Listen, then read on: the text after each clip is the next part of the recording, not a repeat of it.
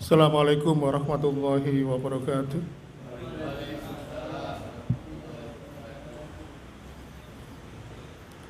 Alhamdulillahilladzi hamdan katsiran thayyiban mubarakan fi kama yuhibbu rabbuna wa yarda. Asyhadu an la ilaha illallah wahdahu la syarika lah wa asyhadu anna Muhammadan abduhu wa rasuluhu alladzi la nabiyya ba'da. Allahumma sholli wa sallim wa barik ala Muhammadin wa ala alihi wa ashabihi wa man tabi'ahum bi ihsanil yaumiddin. Fa ya ibadallah usikum wa nafsi bitaqwallah faqad fazal muttaqun. Qala ta'ala fi kitabil karim, a'udzu billahi samii'il 'aliim minas syaitonir rajim. Ya ayyuhalladzina amanu taqullaha haqqa tuqatih wa la tamutunna illa wa antum muslimun. Alhamdulillah, Bapak dan Ibu kula lan panjenengan senantiasa berusaha istiqomah untuk menuntut ilmu agama, dan di tempat ini rutin diadakan setiap hari Kamis malam. Jadi mudah-mudahan istiqomah terlaksana dan kita juga mudah-mudahan istiqomah untuk mengikutinya. Tidak hanya di sini saja tapi juga di tempat lain. Kenapa kok kita harus istiqomah? Karena sesungguhnya Allah Subhanahu wa taala mencintai hamba-hamba yang istiqomah. Karena Rasulullah SAW pernah dalam sebuah riwayat menyampaikan, wa min alamati sukti la yusbilahu bima la yanfa. Allah itu kalau nggak senang dengan seorang hamba, pasti akan menyibukkan hamba tersebut dengan perkara-perkara yang tidak ada manfaatnya. Nah, pemahaman terbaliknya, kalau misalnya Allah itu nggak suka dengan hamba, lalu hamba itu disibukkan dengan perkara yang tidak ada manfaatnya, maka kalau Allah suka dengan seorang hamba, maka pasti hamba tersebut akan senantiasa disibukkan dalam perkara-perkara kebaikan, disibukkan dalam perkara-perkara ibadah. Maka kalau dalam kehidupan kita sehari-hari ini, kita ini senantiasa sibuk dalam rangka ketaatan, dalam rangka ibadah, maka sungguh kita harus merasa bersyukur karena dikehendaki oleh Allah Subhanahu wa taala menjadi orang-orang yang senantiasa dipilih mendapatkan hidayah dan petunjuk dari Allah Subhanahu wa taala. Maka kita harus istiqomah. Karena apa? Karena Rasulullah SAW pernah menyampaikan bahwasannya nanti anak Adam akan diwafatkan sesuai dengan kebiasaannya.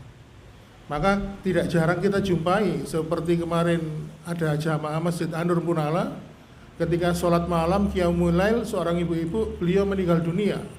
Rupanya karena kecintaan beliau melaksanakan Qiyamul Lail, sholat tahajud, menjadikan dia dinilai oleh Allah sebagai hamba-hamba yang istiqomah, sehingga akhirnya dengan istiqomahnya beliau itu akhirnya Allah menganugerahkan mendapatkan husnul khotimah. Dia diwafatkan sesuai dengan kebiasaannya.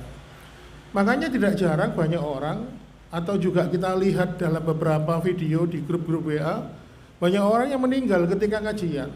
Seperti ada seorang bapak-bapak ketika bertanya kepada pemateri, ketika selesai bertanya, tiba-tiba beliau ini dadanya terasa sesak, akhirnya beliau meninggal dunia. Dan ternyata diketahui keterangan atau info bahwasannya bapak tersebut ini memang istiqomah mengikuti kajian dimanapun.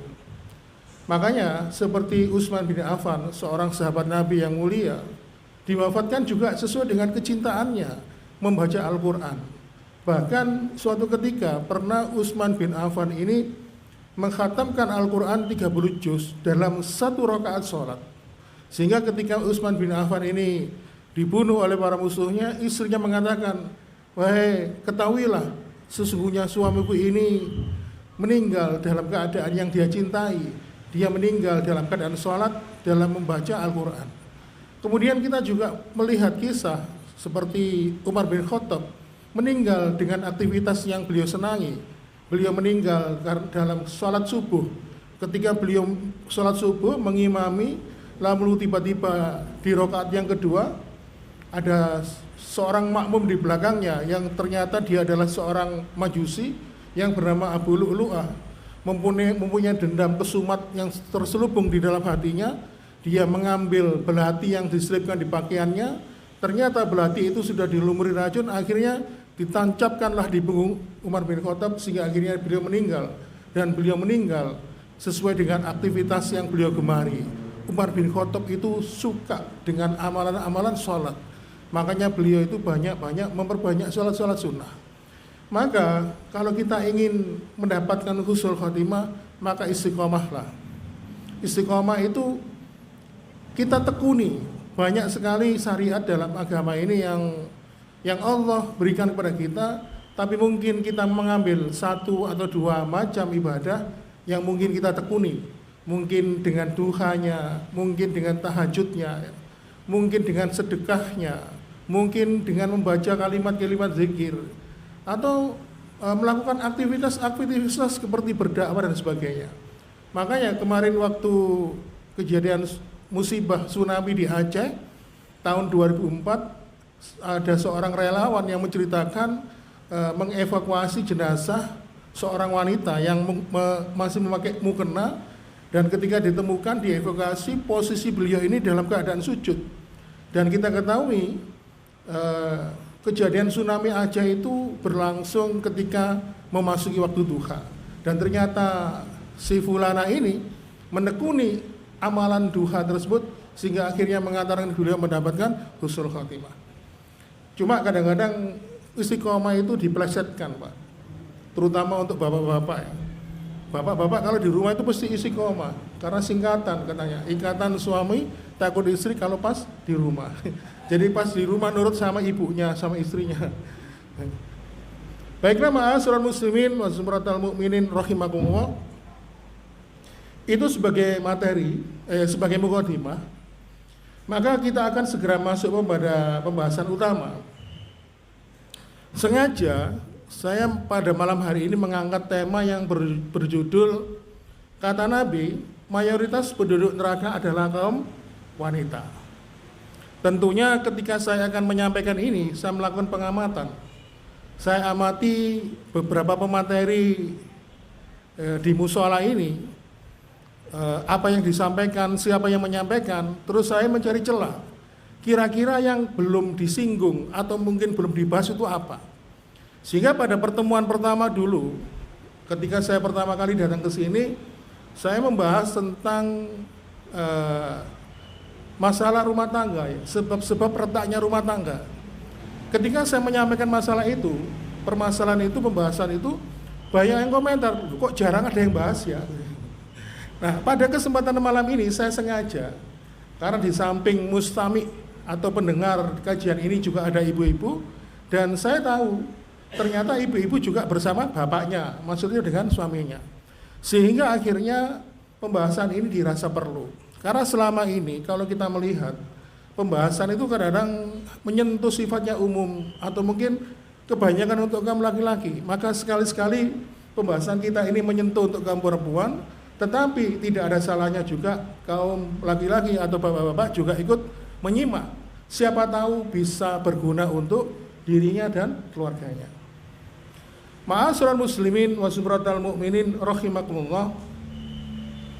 Jadi ketika Rasulullah sallallahu alaihi wasallam melakukan perjalanan Isra dan Mi'raj, diceritakan oleh Allah di dalam surat Al-Isra ayat pertama, Subhanalladzi asra bi abdihi lailan minal masjidil haram ilal masjidil aqsal ladzi barakna haulahu linuriyahu min ayatina innahu huwas samiul basir. Maha suci Allah yang telah memperjalankan hambanya pada malam hari dari Masjidil Haram ke Masjidil Aqsa, yang telah kami berkahi sekelilingnya agar kami perlihatkan kepadanya tanda-tanda kebesaran kami, sesungguhnya Dia Maha Pendengar dan Maha Melihat. Ma'asyiral muslimin, banyak sekali hadis yang menceritakan tentang kisah Isra Mi'raj. Ya. Ada sekitar 16 sahabat terkemuka yang mengisahkan tentang peristiwa Isra dan Mi'raj. Nah, dari sekian banyak riwayat itu, Rasulullah SAW menceritakan kepada mereka. Jadi ketika Rasulullah itu diajak malaikat Jibril keliling, ya, keliling dari neraka langsung kepada surga, ya dari pokoknya keliling lah. Lalu Rasulullah SAW bersabda, "Lamma urijabi," ketika aku dimi'rajkan. Mi'raj itu artinya naik menuju langit, Pak. Kalau Asra itu diperjalankan. Jadi kalau Nabi dari Mekah ke Masjidil Aqsa itu diperjalankan oleh Allah. Ketika di Masjidil Aqsa sampai naik ke langit ketujuh, namanya Mi'raj. Lama urijabi uridu bil jannah. Ketika aku dimi'rajkan, kata Rasulullah, uridu bil jannah, ditampakkan padaku surga. Apa yang dilihat oleh Rasulullah SAW waktu itu? Fara'aitu aksara ahliha al-fuqara wal masakin. Maka aku melihat penduduk surga itu kebanyakan adalah orang-orang miskin dan orang-orang lemah dan tertindas. Sementara orang-orang kaya tertahan oleh harta-harta mereka, sehingga jarak mereka dengan surga itu tertahan berjarak sekitar 500 tahun lamanya. Lalu Rasulullah SAW melanjutkan sabdanya, lama urijabi, ketika aku dimi'rajkan, kata Rasulullah, uridu binar, ditampakkan kepadaku tentang neraka, diperlihatkan kepadaku tentang neraka. Fara'aitu a'aksara ahlihan nisa, dan aku melihat kebanyakan penduduk neraka itu adalah wanita. Makanya kita akan mencoba memberikan penekanan, kenapa sih wanita itu kok bisa menjadi penduduk mayoritas di neraka. Makanya ada beberapa kumpulan-kumpulan keterangan yang dikumpulkan oleh para ulama, mengumpulkan dari beberapa keterangan hadis, setidaknya ada 4 penyebab besar seorang wanita itu dimasukkan ke dalam neraka. Jadi ada hal yang mendasar, 4 hal yang mendasar yang menyebabkan wanita itu dimasukkan ke dalam neraka. Yang pertama, banyak wanita atau kaum muslimah lalai dalam hal datang bulannya. Jadi wanita kalau masih usia subur ya, biasanya ini yang para gadis itu pasti mengalami siklus menstruasi. Kenapa kok lalai dengan datang bulannya? Jadi begini, misalnya dia sholat subuh sekarang kan jam 4 lebih berapa? Oh iya, berarti jenengan sering subuhan, Pak. Apal jame. Kulo rumiyin niku dites guru kula ngoten. Subuh sekarang jam berapa? Wah, gak tahu subuhan iki. Nek jenengan pas apal jame berarti sering subuhan tepat waktu. 4:21. Nah, ternyata banyak para gadis atau wanita itu yang sholat subuhnya jam 5. Ya. Kalau misalnya dia jam 5 belum datang bulan, maka masih kategori masuk waktu sholat subuh. Misalnya ketika dia masuk waktu sholat duhur sekarang kan jam 11.30, Pak ya. Lalu dia punya kebiasaan kalau sholat duhur itu jam 2. Tiba-tiba jam 1:30 datang siklus menstruasinya. Maka kalau wanita tiba-tiba haidnya datang, maka tentu dia tidak wajib untuk sholat. Tapi gara-gara dia belum sempat sholat duhur tadi, akhirnya apa? Dia dihitung meninggalkan sholat duhur. Makanya inilah penyebab pertama wanita kebanyakan masuk neraka itu karena lalai dengan datang bulannya. Seharusnya kata Nabi yang seperti diajarkan kepada kita, sholat itu lebih utama bila dilakukan di awal waktu. Kalau misalnya sholatnya di awal waktu, kemudian datang bulannya atau siklus menstruasinya muncul 1:30, maka dia tidak dihukumi dosa. Yang dosa itu adalah ketika dia belum sempat sholat, lalu muncul menstruasinya, sehingga akhirnya dia berdosa karena dia tidak melaksanakan sholat fardu. Oleh karena itu, ma'asyiral muslimin wa sumratal mu'minin rahimakumullah, Itu yang sisi poin A ya. Ini karena untuk masalah datang bulan ini ada poinnya, poin A. Lalu poin yang berikutnya, poin B. Dalam sebuah kitab Bulughul Maram bab haid itu dikisahkan ada seorang wanita yang bernama Hamma binti Jais itu bertanya kepada Rasulullah, "Ya Rasulullah, kadang saya itu datang bulan lebih dari seminggu. Kadang juga saya itu datang bulan lebih dari 10 hari." Lalu Rasulullah menjawab, "Maka itu adalah, kalau lebih dari seminggu, maka itu adalah penyakit." Lalu Rasulullah SAW menyampaikan, "Fatahayadi sitata ayam au sab'at ayam." Sempurnakan datang bulanmu 6 atau 7 hari. Setelah 7 hari, maka mandi wajiblah dan lanjutkanlah puasa Ramadan dan juga ibadah-ibadah yang diwajibkan untuk wanita. Walau di hari ke-8, hari ke-9 atau mungkin sampai hari ke-15 masih mengeluarkan darah, dan ini dinamakan istihadah. Oleh karena itu ma'asyiral muslimin, kalau setelah kata Rasulullah lagi, setelah mandi wajib itu kok keluar cairan kecoklatan, kadang kekuningan, maka itu bukan darah haid. Maka cukuplah engkau berwudu lalu sholatlah. Kalau masih keluar, kamu bisa menjamak, misalnya duhur dan asar, maghrib dan isya. Lakukanlah begitu setiap bulannya selama 24 hari atau 23 hari. Tapi kenyataannya apa, Pak?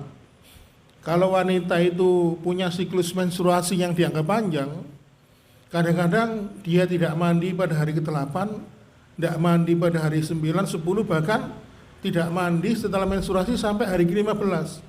Karena dengan alasan masih mengeluarkan darah.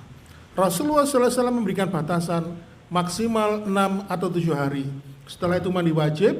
Kalau masih keluar, itu bukan darah haid, tapi darah penyakit. Kalau kategorinya itu darah itu penyakit, maka wanita tersebut wajib sholat, wajib melaksanakan puasa Ramadan, dan kewajiban-kewajiban lainnya. Tetapi karena banyak wanita yang tidak mengetahui hal ini, sehingga akhirnya mereka bablas nggak sholat, kadang-kadang 10 hari, kadang 15 hari. Dan inilah penyebab pertama wanita itu masuk neraka karena masalah siklus menstruasinya. Jadi pada siklus menstruasi ini ada dua poin. Poin yang pertama, tidak mensegerakan melaksanakan ibadah sholat fardu seperti tadi. Dia berbiasa melakukan sholat duhur misalnya jam 2 siang, padahal azan duhur itu jam 11.30. Tiba-tiba jam setengah 2 muncul siklus menstruasinya, sehingga akhirnya apa? Dia tidak melaksanakan sholat duhur. Dan karena dia tidak melaksanakan sholat duhur, maka dia dihukumi dosa. Kemudian poin yang B, masalah siklus menstruasi ini, setelah hari ke-6 atau ke-7, walaupun darah itu keluar, dia tidak mandi wajib dengan anggapan masih menstruasi, sehingga akhirnya dia merasa tidak wajib melaksanakan sholat, tidak wajib melaksanakan ibadah puasa Ramadan dan sebagainya. Padahal kata Nabi, darah haid itu batasilah sampai 6 atau 7 hari. Setelah itu walaupun masih keluar, kamu boleh sholat itu dengan menjamak duhur, asar, maghrib, isya, dan tetap melaksanakan kewajiban lainnya seperti puasa di bulan Ramadan. Itu penyebab pertama yang menyebabkan wanita itu masuk ke dalam, dijadikan oleh Allah sebagai penduduk neraka. Kemudian yang kedua, yang menyebabkan wanita itu masuk menjadi penduduk neraka adalah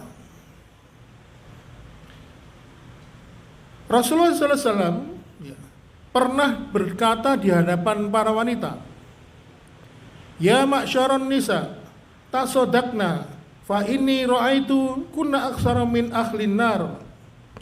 Wahai wanita, wahai kaum wanita, bersedekahlah kalian, karena aku melihat banyak kalian ini, banyak kaum wanita ini yang masuk ke dalam neraka.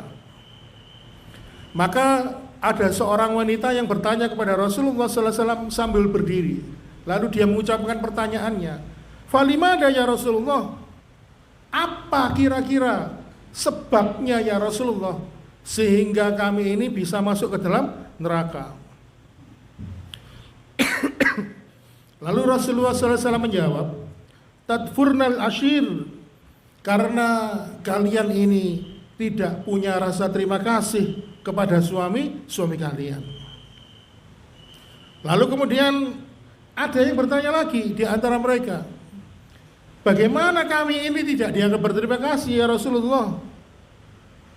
Lalu Rasulullah SAW pun menjawab, "Jika suami kalian itu berbuat baik, dia memenuhi kewajibannya sebagai seorang suami.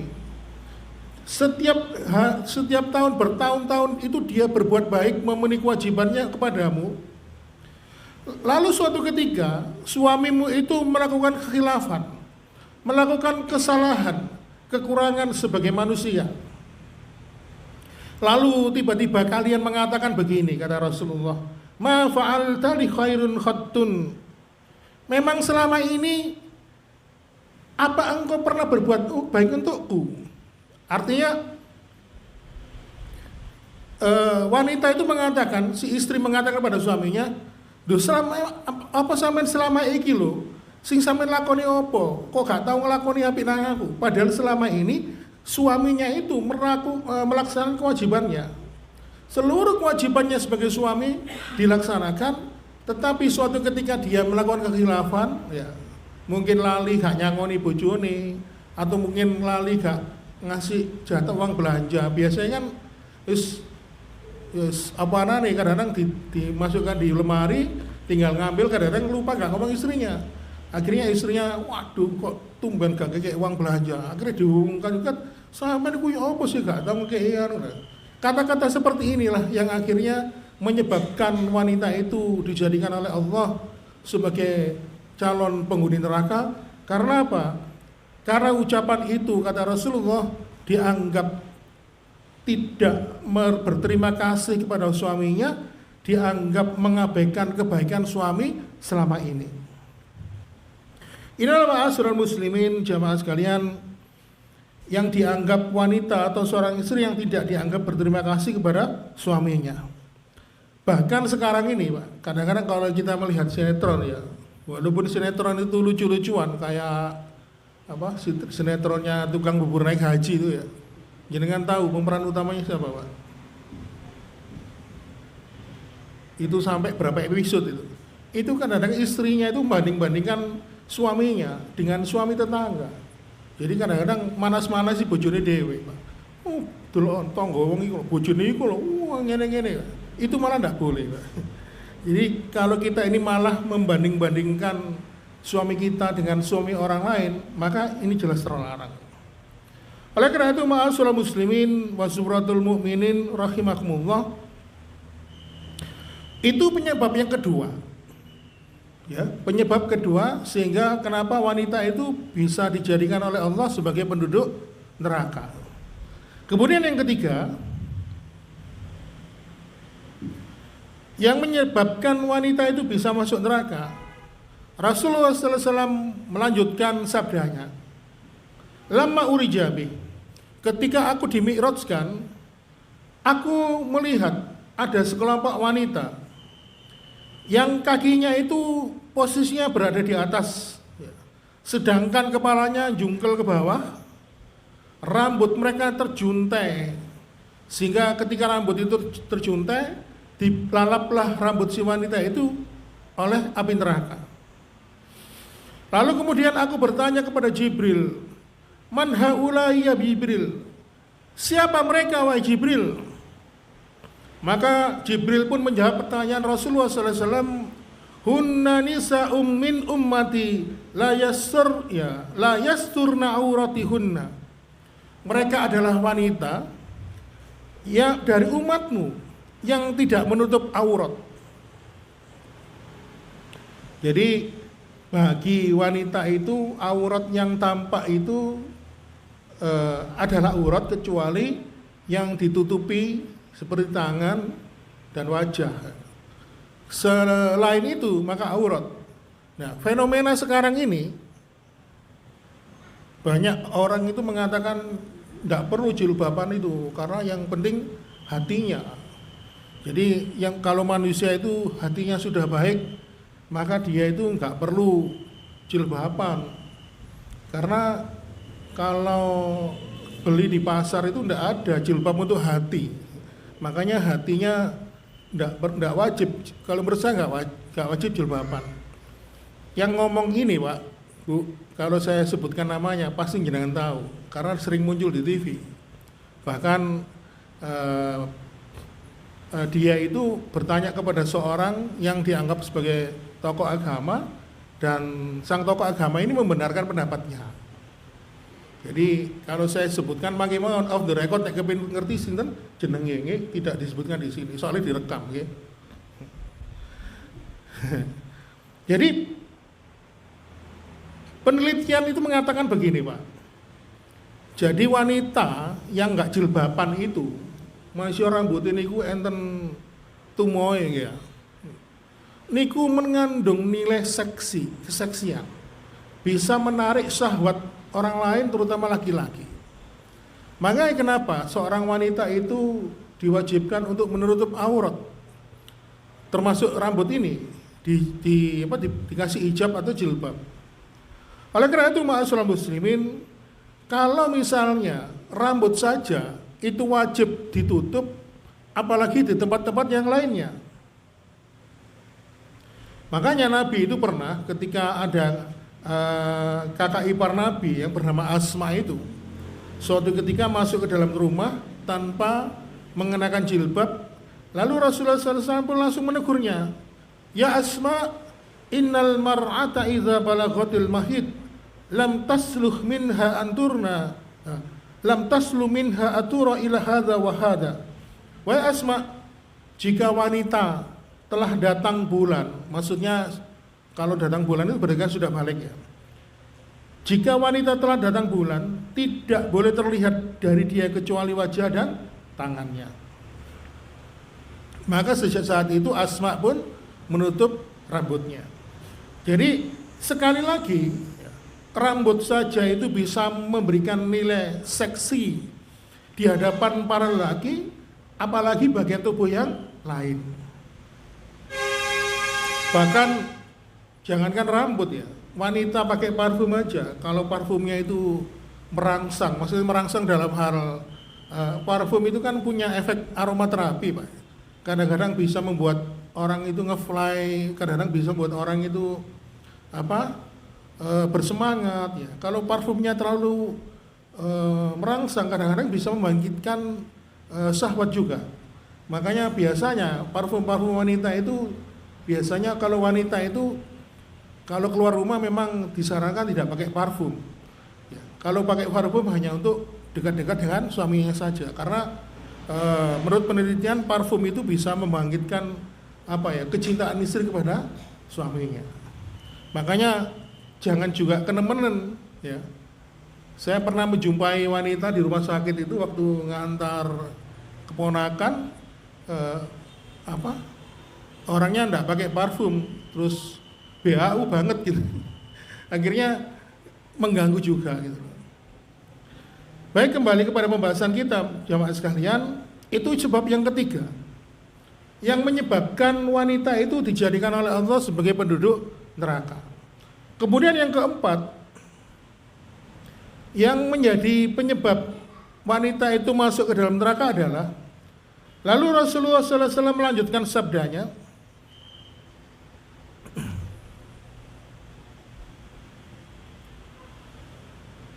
lama urijabi, ketika aku dimi'rajkan, aku melihat para wanita yang masuk neraka karena banyak menjumpai mengeluarkan kata-kata yang tidak baik.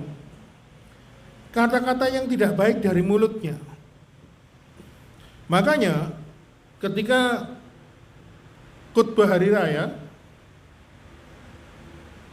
setelah Rasulullah itu kan posisi khutbah itu kan makmumnya kan laki-laki, baru itu belakangnya kan barisan perempuan.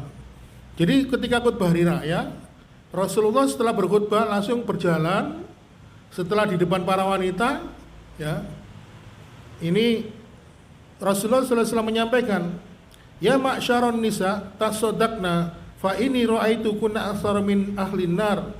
Wahai wanita, bersedekahlah kalian karena aku melihat kalian banyak masuk neraka.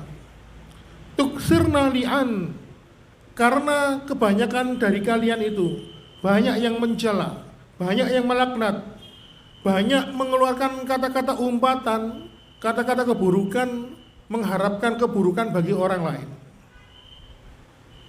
Maka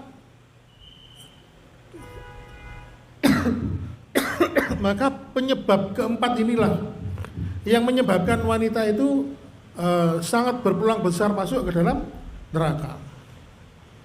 Yang pertama, lalai dalam hal masalah datang bulan dan siklus menstruasi. Mungkin karena menunda, ya, poin yang ada tadi, menunda waktu sholat sehingga ketika waktu mendekati akhir sholat tiba-tiba muncul datang bulannya sehingga akhirnya dia tidak melaksanakan sholat fardu dengan sengaja. Kemudian yang poin B berkaitan dengan penyakit namanya istihadah, bahwasannya ketika menstruasinya sampai berlangsung 8, 9, 10 sampai 15 hari, dia merasa masih menstruasi sehingga dia tidak mandi wajib, ya. Kemudian juga tidak melakukan kewajiban. Padahal Rasulullah SAW menyampaikan batasi menstruasi itu 6 sampai 7 hari. Kalau setelah 7 hari itu keluar, maka anggaplah itu sebagai penyakit, darah penyakit, dan boleh mandi, boleh melakukan kewajiban. Ketika sholat takut keluar lagi, boleh dijamak, duhur, asar, maghrib, isya. Juga ketika berpuasa di bulan Ramadan dia juga berpuasa.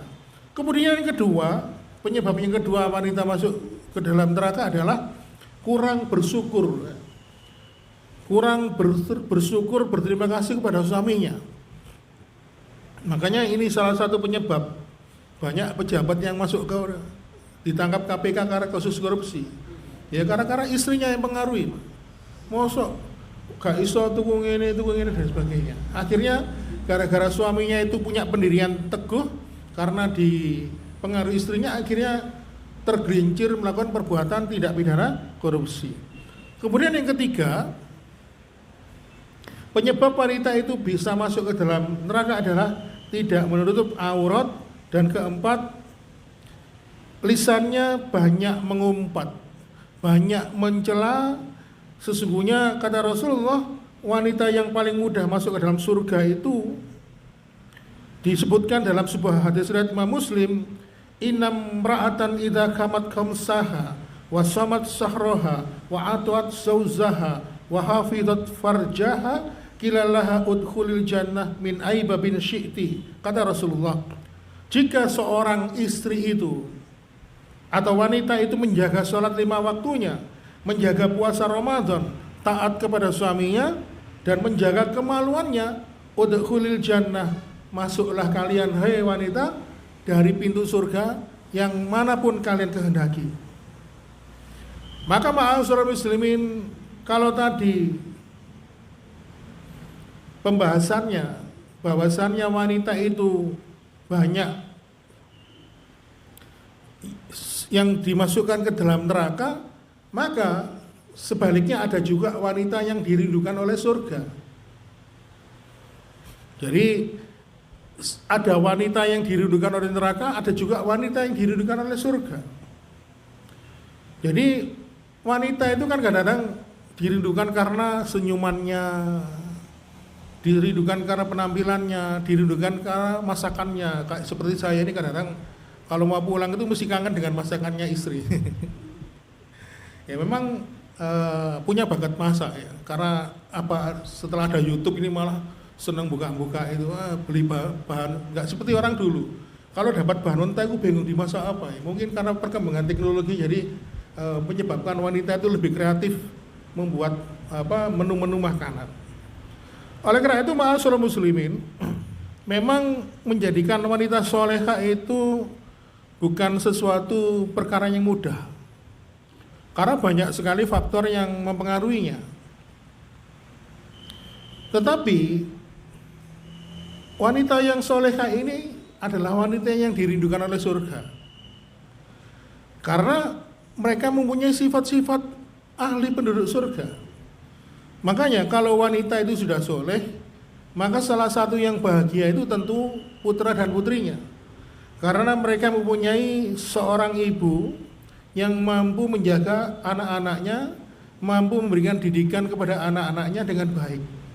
Makanya kalau kita lihat beberapa ulama-ulama besar itu, mereka itu diasuh oleh ibunya, karena sejak kecil mereka tidak menjumpai ayahnya karena meninggal. Jangan lihat Syekh Imam Sudais, seorang imam Masjidil Haram yang paling banyak digemari karena bacaannya. Jadi Imam Sudais ini melebes pak anaknya dulu waktu kecil, nawakal duaplek. Tapi karena ibunya Imam As-Sudais ini seorang wanita yang soleh, paham agama, jadi nggak seperti orang-orang Mojokerto itu kadang-kadang nek ngomong saya anak, penyanyi anak wedhus dan sebagainya. Tapi ibunya Imam As-Sudais itu mendoakan dengan kebaikan. Ketika anaknya nakal, ibunya ngelus dodo, ya Allah jadikanlah anakku ini sebagai imam Masjidil Haram. Pokoknya nek anaknya nakal, ya ibunya Imam As-Sudais itu mesti mendoakan gitu. Muga-muga anakku hafal Quran jadi imam Masjidil Haram. Setiap gitu didoakan, tidak disumpahi pak, didoakan. Dan ternyata apa? Beliau ketika dewasa menjadi orang alim, menjadi imam yang difavoritkan. Makanya kalau saya dapat cerita dari teman yang kebetulan umroh atau haji, ketika sholat di Masjidil Haram itu dengan bangga cerita, aku ingin sholat subuh, sing Imam Sudais, punya kebanggaan tersendiri gitu. Nah, ini contoh bahwa kalau ibu itu soleha, pasti anaknya bahagia. Kenapa? Karena bisa membawa anak-anaknya itu pada pendidikan yang baik, sehingga akhirnya bisa menjadikan sang anak dalam lingkungan keluarga itu menjadi keluarga yang soleh dan soleha. Kalau wanita itu menjadi wanita yang soleh, tentu yang bahagia juga di samping anaknya juga yang bahagia adalah orang tuanya. Karena apa? Ketika orang tua itu mampu menjadikan dia menjadi wanita yang soleh, maka ketika anak itu sudah menikah, ya, maka anaknya itu akan menjadi penghalang atau syafaat, ya, bagi orang tuanya kelak. Makanya ada beberapa hal yang disegerakan dalam hidup ini. Kata Rasulullah, salah satunya bayar utang, kemudian menikahkan anak perempuan. Nah, ketika punya anak perempuan, dia mampu mendidik anaknya dengan baik, lalu dicarikan jodoh yang baik, imam yang baik untuk dirinya, maka ketika dia mampu menikahkan anak yang solehah tadi, orang tuanya akan mendapatkan syafaat dari Allah Subhanahu wa taala kelak dalam kehidupan akhirat.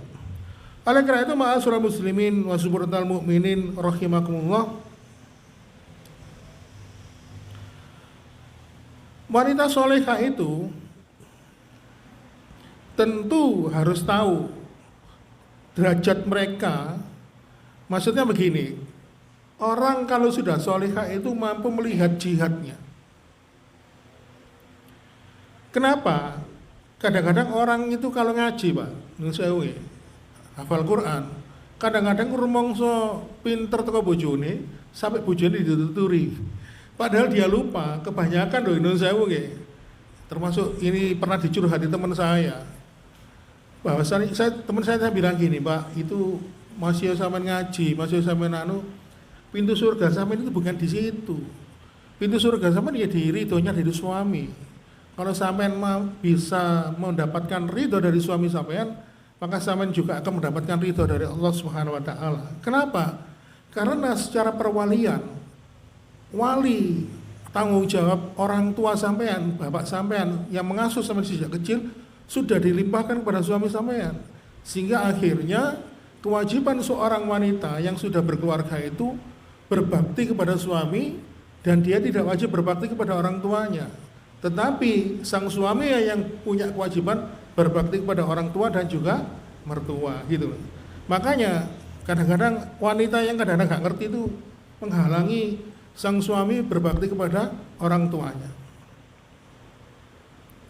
Oleh karena itu, ma'asyiral muslimin wa sumratul mukminin rahimakumullah, kalau wanita yang solehah itu, maka kalau tadi yang beruntung adalah anak-anaknya, terus kemudian yang beruntung adalah orang tuanya, maka kalau wanita yang solehah itu, maka yang beruntung juga suaminya. Kenapa? Karena suaminya itu mendapatkan partner ketika dalam kehidupan akhirat kelak, mendapatkan teman untuk menggapai surga. Ini ada kisah, ada seorang ulama ada seorang suami istri sama-sama ngaji. Suaminya ngaji, istrinya juga ngaji. Suatu ketika menjalani batrah rumah tangga terjadi sedikit goncangan, perselisihan. Karena mereka ini ngaji, konsultasinya kepada seorang ulama di negara Arab Saudi, namanya Syekh Ali Tantawi. Syekh Ali Tantawi ini ulama besar, didatangi dua orang sepasang suami istri, sudah menikah 16 tahun, punya anak 4. Akhirnya mereka menceritakan, wah saya itu begini Syekh. Akhirnya apa? Akhirnya Syekh itu ngasih PR, bacalah surat ini, surat An-Nisa, saya lupa ayatnya, renungkanlah selama 3 hari. Sang suami merenungkan, sang istri juga merenungkan. Saya teringat ayatnya mengatakan begini, apabila kamu mendapatkan kebaikan, kira-kira artinya begini, kira-kira kamu mendapatkan kebaikan dari pasanganmu, maka jangan pernah kau lupakan kebaikan itu. Lalu sang suami akhirnya ketika dalam 3 hari itu merenung, biasanya makan berdua, sekarang makan sendiri. Biasanya tidurnya ada yang mendampingi, sekarang tidur hanya di sofa. Karena selama 3 hari mereka kan gencatan ya, tidak dulu. Kemudian biasanya mau makan ada yang menyiapkan, sekarang harus menyiapkan sendiri. Begitu juga dengan sang istri. Biasanya kalau mau ke pasar belanja ada yang nganterin, sekarang harus berangkat sendiri. Biasanya ada yang ngasih jatah bulanan belanja, sekarang sudah tidak ada. Akhirnya apa? Di dalam masa 3 hari itu mereka menyadari ternyata karena keegoan masing-masing, sehingga akhirnya melupakan kebaikan-kebaikan mereka selama ini. Akhirnya setelah 3 hari mereka kembali menghadap kepada Syekh Ali Tantawi, menyatakan, ya Syekh, ternyata setelah kami mengingat kembali, ternyata bukan kekurangan yang kami dapatkan dari pasangan hidup kami, ternyata malah yang banyak adalah kelebihan serta jasa-jasa mereka baik terhadap diri kita masing-masing. Sehingga akhirnya sang pasangan 2 orang suami istri ini yang awalnya kekeh ingin pisah, ternyata setelah didamaikan oleh Syekh Ali Tantawi dengan merenungkan salah satu firman Allah di surat An-Nisa, sehingga akhirnya mereka bertekad untuk melanjutkan batrah rumah tangga dan akhirnya bertekad saling menyayangi. Jadi kalau suami dan istri itu sudah soleha,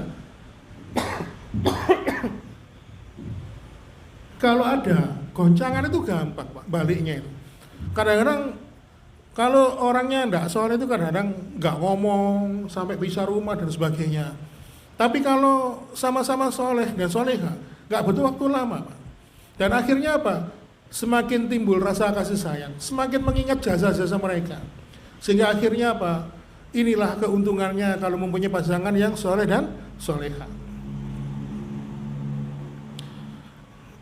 Ma'asyiral muslimin wa sumratul mukminin rahimakumullah. Niki maghrib jam isak jam pinten, Pak? Mantun niki nggih.